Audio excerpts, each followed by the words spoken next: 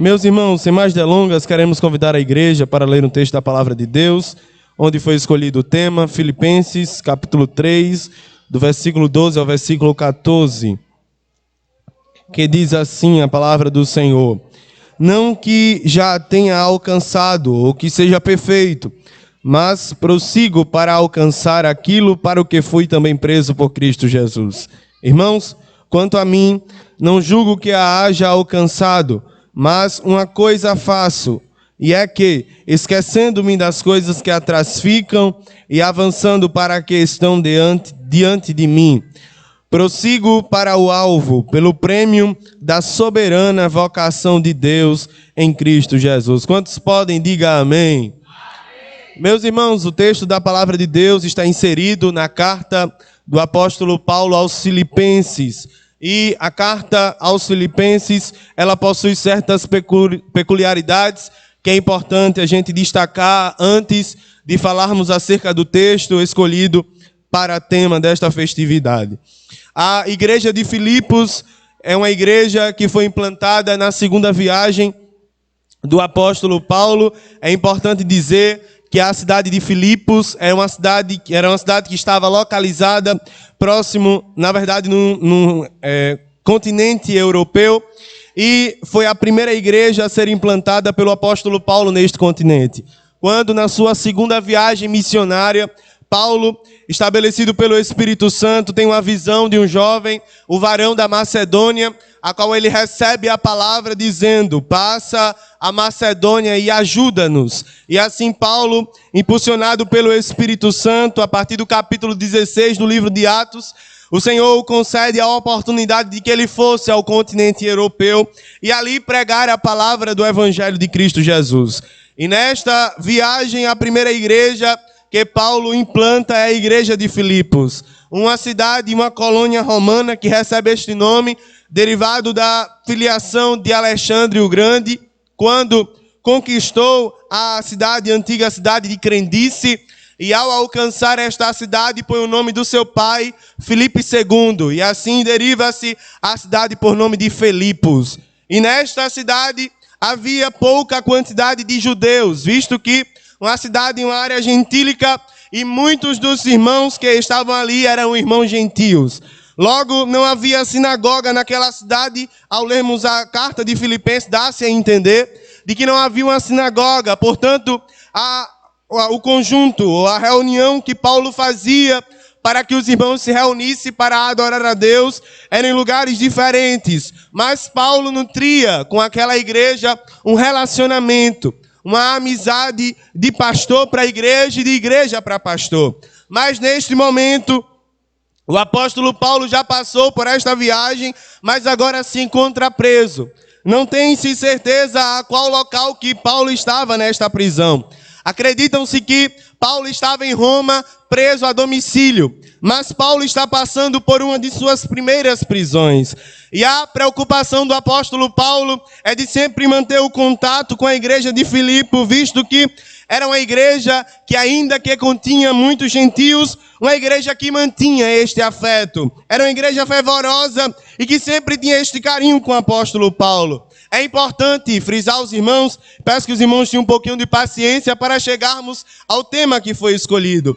A finalidade, uma das finalidades de escrever esta carta é que Paulo estava passando por esta prisão, logo não podia sair para manter o sustento de si mesmo. E a igreja de Filipos foi uma das igrejas que recebeu em si mesmo, ela mesma se atribuiu a responsabilidade de sustentar o apóstolo Paulo, seja nas contribuições falando financeiramente, quanto nas orações e também no carinho. Então, a importância de Paulo escrever esta carta aos irmãos que estavam em Filipos é de nutrir também o cuidado, o amor, mas da preocupação do apóstolo Paulo. Porque naquela época havia um sistema de pessoas que estavam disseminando heresias, a ponto de que os irmãos poderiam se contaminar, se embaraçar e não chegar à verdade que é Cristo Jesus. E Paulo começa a trazer algumas instruções, que é onde chegamos no capítulo 3. Se os irmãos prestarem atenção, Os primeiros versículos deste capítulo, o apóstolo Paulo começa a descrever aos irmãos o cuidado que deveria ter quanto às heresias, quanto aos cães que eram dados aos falsos profetas e aos maus obreiros. Mas é interessante que no versículo de número 12, Paulo começa a trazer estas célebres frases, a qual nós já sabemos até de cor. Ele fala sobre a carreira cristã, sobre a vida cristã. E no versículo 12, ele começa a dizer, na verdade, no versículo 10, ele começa a dizer sobre como o cristão deve se portar, a fim de que alcance o prêmio no final da jornada. E no versículo 12 ele diz: olha, irmãos, não que eu já tenha alcançado este prêmio. Eu sou consciente das minhas dificuldades, também sou consciente das minhas limitações. Sei quem sou. Sei onde estou, parafraseando as frases dele, claro. Sei quem sou, sei onde estou e sei que não cheguei ainda à perfeição. Mas isso não me faz parar. Eu prossigo até que um dia eu encontre a perfeição e que eu siga aquilo que Cristo me ordenou. E ele começa a dizer: irmãos, quanto a mim, não julgo que eu já tenha alcançado ao alvo, não tenha chegado ao prêmio da soberana vocação, mas tem algo que eu estou fazendo agora. Ainda que eu não esteja alcançado, que eu não tenha alcançado, digo, aquilo que já está determinado para mim no final. Há algo que eu preciso fazer no presente. Ainda que eu não alcancei o futuro desejado por Deus para mim, no presente tem algo que eu preciso fazer. E o que é que o Senhor precisa fazer, pastor Paulo? O que eu preciso fazer é o que eu disse aqui no versículo 13. Mas uma coisa faço, e é que, primeiro, eu esqueço as coisas que estão atrás. Paulo falando sobre isso, ele esquece. Na verdade, nestes versículos, ele traz uma analogia, uma metáfora, comparando a vida cristã como atletismo. Vocês que têm a facilidade de ver sobre isso, sabemos que quando temos a oportunidade de assistir a alguma corrida, ali estão os corredores, os atletas que estão a postos, que há tempo vêm trabalhando para conseguir algum resultado naquela corrida. E agora eles estão prestes a começar a corrida. E este atleta, as roupas dele são mais leves possíveis, para que não traga peso, ou não seja um dos descuidos ou um dos embaraços na corrida. E ele disse: olhe, tudo que eu vivi até hoje, todas as dificuldades que enfrentei como apóstolo e como perseguidor, tudo isso agora na carreira que eu entrei nesta corrida, agora eu deixo para trás estas coisas. Eu deixo para trás o pensamento de que Paulo era o perseguidor. Eu deixo para trás o pensamento de que Paulo era o malfeitor. Também deixo para trás o pensamento de que Paulo é apenas mais um. Mas agora eu esqueço estas coisas e coloco para trás de mim e não me atento a elas, mas eu sigo para a frente. Eu falo nesta noite, e tenho a experiência disso, de falar para irmãos que outrora na vida antiga viveu coisas de que desagradou a Deus. Viveu momentos de que foi infeliz na sua vida. Mas hoje você recebeu a salvação no seu coração. O Espírito Santo fez morada na sua vida. E agora você começou uma nova história. E a Bíblia diz que os pecados, Ele pegou os pecados do nosso tempo de ignorância, jogou no mar do esquecimento, arrancou a página e começou uma nova história. Ele começou uma nova história em mim. Ele começou uma nova história em você. Você pode adorar ao Deus que começou uma nova história na sua vida. E ele disse: agora eu deixo para trás estas coisas. E agora eu olho para frente, avançando para aquilo que está diante de mim. E o que é que está diante de ti, Paulo? O que está diante de mim, assim como um corredor, que o que está diante dele é um alvo. E este alvo, ele luta. Ele corre para alcançar. Diante de mim também tem um alvo. E ele diz: eu prossigo para o alvo. Este termo alvo vem do termo grego skópio ou skopos, que significa olhar fixamente para. Quando falamos de alvo, há um esporte chamado tiro ao alvo, né? que o arqueiro, ou aquele que está com o dardo, possui um alvo na sua frente. E a sua finalidade é que ao lançar o dardo, ele alcance ao alvo. E ali ele atinja aquilo que foi designado para fazer. Paulo agora traz esta comparação. Ele diz: eu que estou correndo, que estou atribuindo nesta corrida, eu também tenho um alvo. Há algo que está na minha frente.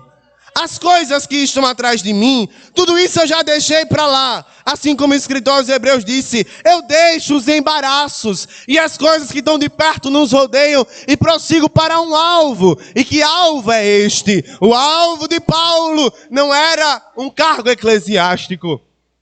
O alvo de Paulo não era uma estabilidade financeira. O alvo de Paulo não era ser socialmente conhecido e aplaudido. O alvo de Paulo não era estar em uma condição boa com a sua família, ainda que isso seja muito bom. O alvo de Paulo não era uma coisa, o alvo de Paulo era um alguém. E sabe quem é este alguém que era o alvo de Paulo? Era o alguém que um dia ele se encontrou no caminho de Damasco. Quando ele estava no caminho, não sabia o que ia acontecer, mas de repente ouviu um clarão e uma voz dizendo: Saulo, Saulo, por que me persegues? E ele disse: quem és, Senhor? Ele disse: eu sou Jesus a quem tu persegues. E agora de perseguir ele, agora ele colocou ele como alvo, e agora ele está perseguindo a Cristo, não para o matar, mas agora para o seguir. E ele disse: estou preso neste alvo. Olhe, pode fazer de tudo para que aconteça comigo, mas os meus olhos estão fitos neste alvo. Os meus pensamentos, as minhas intenções agora estão colocadas neste alvo. E o alvo de Paulo era Cristo Jesus. Mas, nesta corrida que Paulo está correndo, que ele entrou como atleta, e está agora deixando para trás os embaraços, as mochilas, as bagagens. Porque quem está correndo nesta corrida não pode ter bagagem. Porque se tiver bagagem, o caminho vai fazê-lo entender que ele precisa deixá-la. E nesta corrida que Paulo está fazendo, no caminho em que Paulo passa, ao longo deste caminho, ele surge alguns obstáculos. Obstáculos estes para quê? A finalidade de seguir esse caminho não concorra. Porque qual é a finalidade de seguir este caminho? É porque Paulo está caminhando para um alvo. Logo, se eu estou caminhando para este alvo, meus olhos não podem sair dele. Porque se os meus olhos saírem, eu perco a direção, eu perco a atenção, eu me distraio. A ponto de que este alvo agora não seja mais o meu foco. Quando estamos em uma direção de um carro ou de uma moto, para nós existe o retrovisor. Para que a gente olhe para trás e veja quem está vindo atrás. Mas para a gente também existe o para-brisa. Para que a gente olhe para frente e saiba qual é o seu destino. Na caminhada do cristão, muitas vezes, Deus permite que olhemos o retrovisor. Para saber da jornada que estamos seguindo. Mas principalmente, melhor do que retrovisor, é olhar para o para-brisa. Paulo está dizendo: eu não fui chamado para ficar olhando para retrovisor. Eu fui chamado para estar olhando para o para-brisa. Quem olha para o retrovisor perde a atenção. Olha aquele dia que eu pequei. Olha aquela vez que eu errei. Olha aquilo que falaram de mim. Olha aquilo que disseram de mim. Não, eu não olho para retrovisor. Porque quem fica olhando para retrovisor fica no caminho. Mas eu olho para o alvo, que é Cristo. Aleluia, eu sigo para este alvo porque sei a quem eu sirvo. E estou bem certo que é poderoso para me dar a vitória no dia final. E neste caminho em que a gente precisa olhar para o para-brisa, ao longo do caminho existem alguns obstáculos para que a gente perca o foco, para que a gente perca a atenção, para que a gente se distraia. E estes obstáculos vêm de cima, vêm de baixo e vem de lados.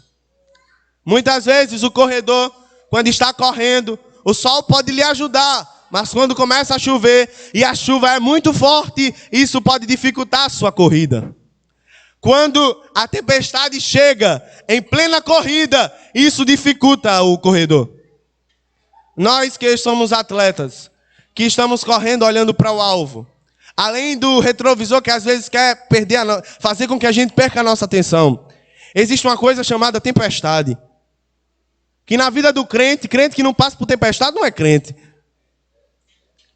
E as tempestades vêm no meio da corrida. E tempestade não vem para a gente parar, mas vem para nos distrair. Existem tempestades que são provas de Deus para nós, mas existem tempestades que são frutos para a nossa distração. Como os discípulos que estavam no meio do mar, caminhando até Gadara, conforme Jesus ia ordenando, e de repente uma tempestade se levanta. E é a primeira vez que Jesus repreende a tempestade. Existem tempestades que vêm para a nossa distração. E quantas vezes nós estamos passando por certas tempestades e que nós pensamos que vamos parar no caminho. Porque a chuva faz com que o atleta perca o foco do alvo. Se sinta cansado a ponto de diminuir a velocidade. Mas no meio da tempestade, no meio do turbilhão, no meio da carreira, existe o alvo que chega perto da gente e traz consolo. E a tempestade vem, mas ela não vem para ficar. Ela vem e vai embora, porque nós estamos correndo para o alvo. E às vezes nós estamos correndo e de repente o céu se fecha. De repente o céu fica de bronze. Os trovões começam a acontecer e a gente fica com medo. E diz: Jesus, como é que é isso? Eu estou na caminhada, mas a tempestade chegou. Mas de repente, chega uma voz e diga: levante-se, fique de pé. Olha a tempestade passando, o inverno indo embora, a primavera chegando e o tempo de cantar chega. E você recebe força e continua a caminhada. Receba nesta noite esta palavra de Deus. O inverno está passando, a tempestade está indo embora e o tempo de cantar vai chegar, porque a primavera está vindo aí. No meio da caminhada, além de coisas por cima, que é a tempestade, vem também coisas de lado. O atleta não possui nenhuma arma de defesa, apenas a sua corrida. Então, ele fica vulnerável, tanto do que vem de cima, mas também não existe nada que apare-o de lado. Na vida cristã é do mesmo jeito. Por cima talvez venha a tempestade como a água e o vento, mas ao lado, a Bíblia diz que existe um que está ao nosso derredor, bramando, suspirando ameaça, com a fúria imensa, para que a qualquer momento possa nos tragar. Irmãos, se a gente pudesse entender a fúria deste homem, ou melhor, deste ser, de estar sendo realizado este culto nesta noite. A união renascer é um milagre, porque Deus preservou a união renascer. Mas, pelas estratégias do diabo, esta união não existiria mais. Pela estratégia do diabo, a congregação do Barro Vermelho não existiria mais. Pela estratégia do diabo, eu não estaria aqui. Porque na carreira, nós estamos vulneráveis. E sabe, o que ele usa é que ele é um arqueiro bom. Isso é indiscutível. Ele tem umas flechas lá no armazenamento dele. E ele usa essas flechas, esses dardos inflamados, como disse o apóstolo Paulo, os dardos inflamados do maligno, é que ele pega o arco dele e olha para o corredor, que às vezes está tão contente, tão feliz, correndo, alegre com Jesus, e arma uma seta e joga. E prepara uma lança e joga. E muitas vezes este corredor percebe, e isso faz com que ele se distraia e venha a querer parar. Mas eu também sirvo a um Deus que visita ele também. E que ele não pega a flecha dele, ele pega o arco dele. Porque a palavra do Senhor diz no Salmo 46, que ele quebra o arco. E ele também corta a lança. Ele está lá, olha, arrumando um jeito. Agora eu pego ele, agora eu pego ela. Aí pega a flecha dele, arma o arco e fica: eu vou parar e pegar nele aqui, eu vou pegar nele ali. Aí o general dos generais chega perto dele e diz assim: me dê. Aí ele diz: dá o quê? A flecha? Ele: não, a flecha não, eu quero o seu arco.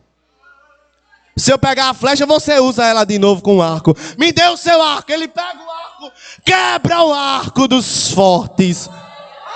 Corta a lança, queima os carros no fogo e dá proteção ao corredor. E diga, vá meu filho, corra mais, porque sou eu quem te protejo. Nesta noite existe proteção de Deus pra gente. A seta está armada, o arco dele também, mas existe o general dos generais quebrando o arco, cortando a lança, queimando os carros no fogo e dando vitória. Receba esta palavra em nome de Jesus. Receba esta palavra em nome de Jesus. A sua vida está protegida, a sua casa está protegida, a sua família está protegida, porque o general dos generais está com as armas dele pronta. Ele quebra o arco dos fortes. Aleluia. Além de cima, além de lado, a gente se esqueceu que a gente está correndo sobre a terra. E há quem diga que a caminhada do crente não é naquelas pistas de atletismo que tem nas Olimpíadas, não. A caminhada do crente é no caminho pedregulho mesmo. E no caminho, além de enfrentar chuva e tempestade, além de enfrentar flecha e dardo, a gente enfrenta pedras. A gente enfrenta espinhos que fazem com que o corredor perca o desejo do alvo. Pedras façam com que a gente tropece. Espinhos façam com que a gente se fira. E no meio do caminho, nós enfrentamos pedras e enfrentamos espinhos. É inevitável. E o plano do inimigo é de que entre as pedras e entre os espinhos, nós tropecemos. Nós falhemos. E os espinhos cheguem até nós. A ponto de que isto seja motivo de desistir.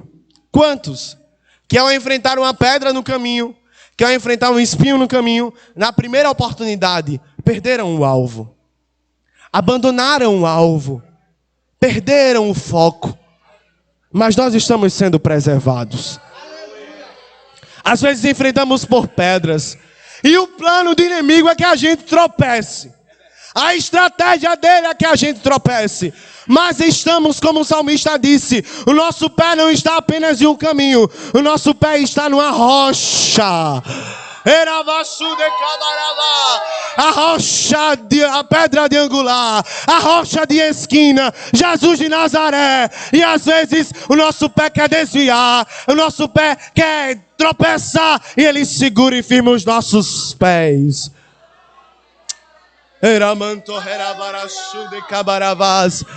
É Deus quem protege os teus pés da queda. É Deus quem livra os teus pés do tropeço. É Deus quem livra os teus pés do escândalo. Há quantas ciladas armadas. Há quantos planos arquitetados. Há quantas armadilhas. Há quantas arapucas. E prepara aqui. E prepara ali. E diz, vai cair agora. Vai perecer agora. Vai parar agora. Mas Jesus chega primeiro. Quebra o arco também. Desfaz a arapuca. Quebra o laço e dá vitória. Aí há o segredo de você estar de pé. É porque Deus está livrando os seus pés da queda.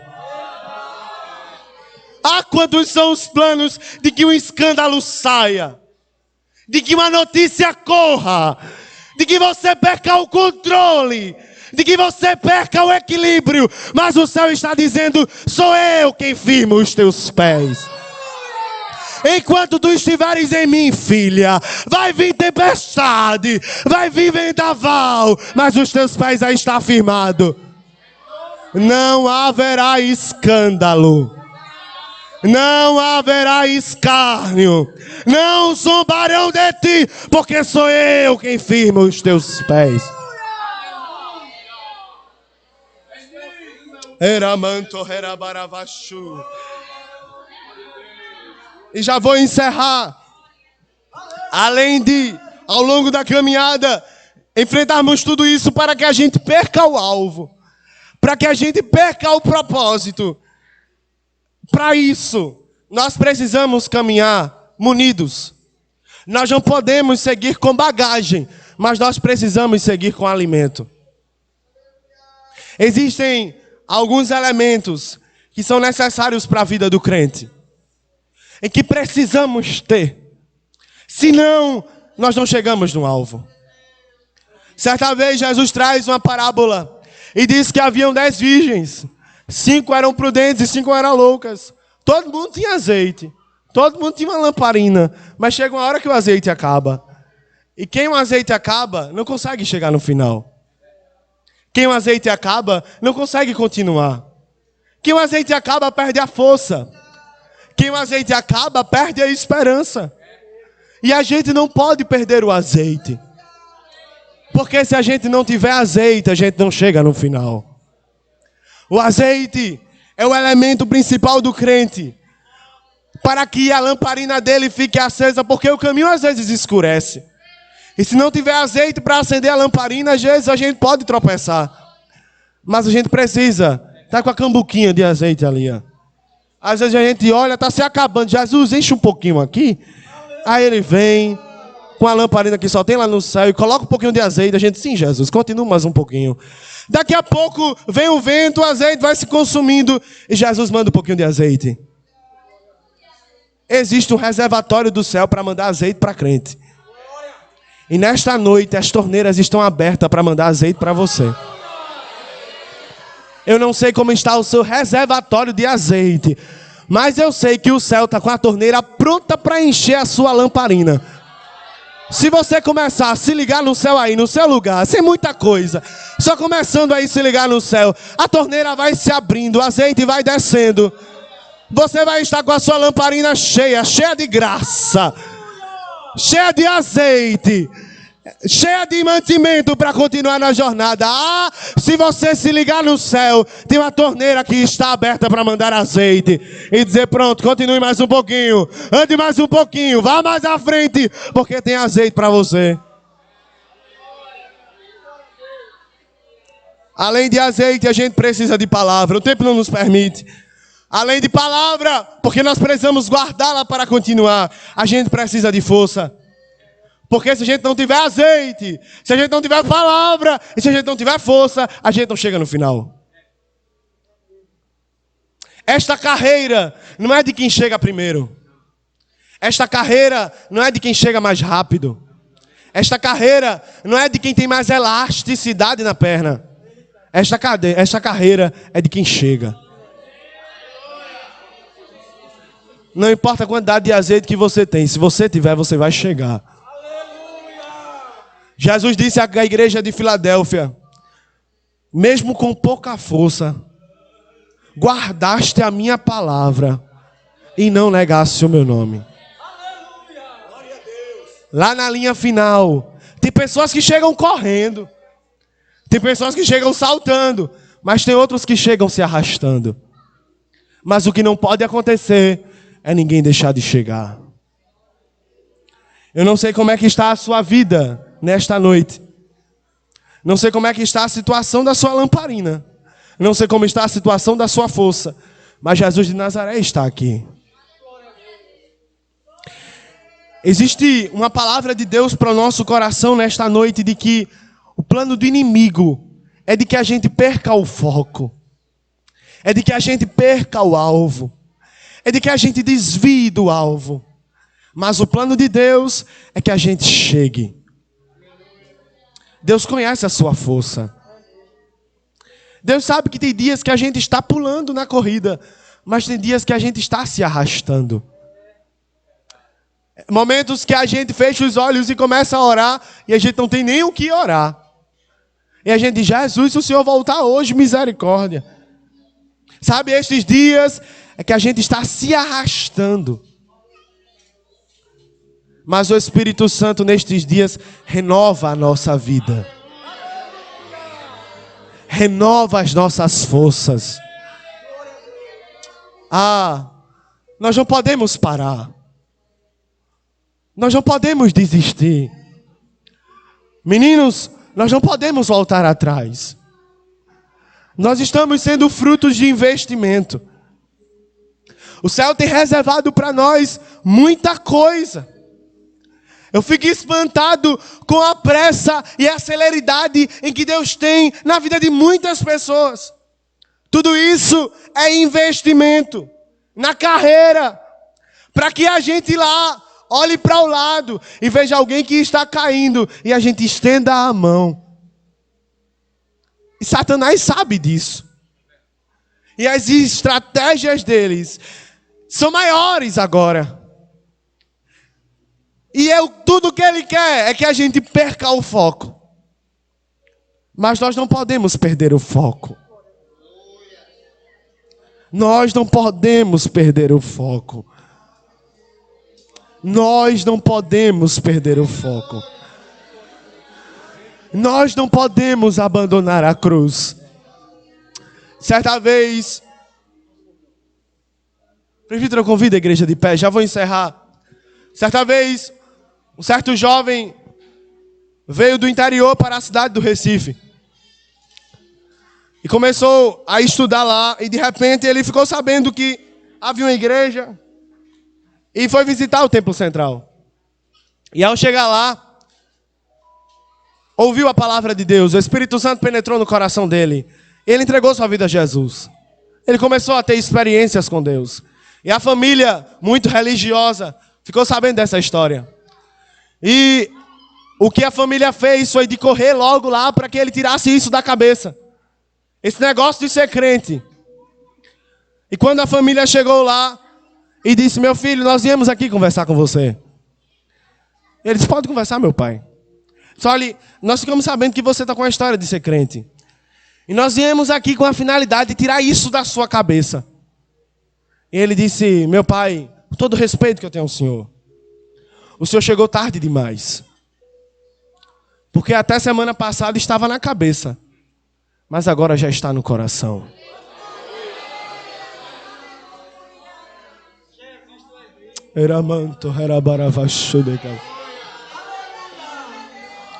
Ainda que doa, ainda que eu sofra, ainda que os espinhos estejam me consumindo e as pedras queiram me tropeçar, não dá para voltar atrás mais.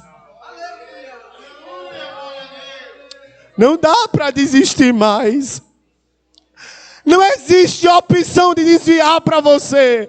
Não existe. O céu tem investido na tua vida. Todo pensamento do inimigo está sendo neutralizado agora. Toda a estratégia de Satanás está sendo quebrada agora. Todo o planejamento do inimigo e o projeto dele está sendo amassado e jogado na lata do lixo. Não dá para voltar atrás. Não dá para abandonar o barco. Não dá para deixar o alvo. Eu quero receber o que Estevão recebeu. O Espírito Santo fala com você nesta noite. E você sabe que Ele está falando com você. As lutas estão sendo maiores nos últimos dias. As guerras estão enfrentando nos últimos dias. Satanás tem investido com todas as cartas que ele poderia jogar. Mas o céu está lhe preservando. O céu está lhe preservando. Tarde demais para desistir. Tarde demais para voltar atrás. Tarde demais para abandonar o barco. Tarde demais para deixar as armas. Receba nesta noite graça de Deus. Receba nesta noite força de Deus. Receba nesta noite alimento do céu. Azeite está descendo para a tua vida. Graça está descendo para a tua vida, para que tu suporte, para que tu aguente, para que tu vá à frente. O projeto de Deus é maior do que o projeto do inimigo. Os planos de Deus é maior do que as estratégias de Satanás. A finalidade de Deus é maior do que o projeto do inimigo. Eu quero dizer a você, meu amigo, que está aí me ouvindo, que finalidade tem viver nessa vida se não for para Jesus? Qual é a razão de andar nesta vida se não for com Jesus como principal? Qual é a finalidade de viver toda a vida se Jesus não for o mais importante para você? Você pode saciar o seu desejo com tudo que você quiser, mas você sabe que quando você volta para casa, você volta do mesmo jeito, da mesma forma, com o mesmo vazio. E não é eu que sei da sua vida, é o Espírito Santo que sabe quem é você. Não existe razão caminhar se Jesus não for o alvo. Não existe razão correr se Jesus não for o alvo. Mas hoje existe uma oportunidade. Não sei se é a sua última, porque pode ser. Mas existe uma oportunidade. Saia deste caminho que você está seguindo. Olhe para o alvo e venha para Jesus. Venha aqui à frente. Tem alguém para Jesus nesta noite? Venha em nome de Jesus. Existe alguém que quer entregar sua vida a Jesus? Abandonar os fardos, as bagagens e decidir viver para Cristo? Se tem, vem em nome de Jesus. Nós iremos orar por você. Nós estaremos orando por você. Vem em nome de Jesus.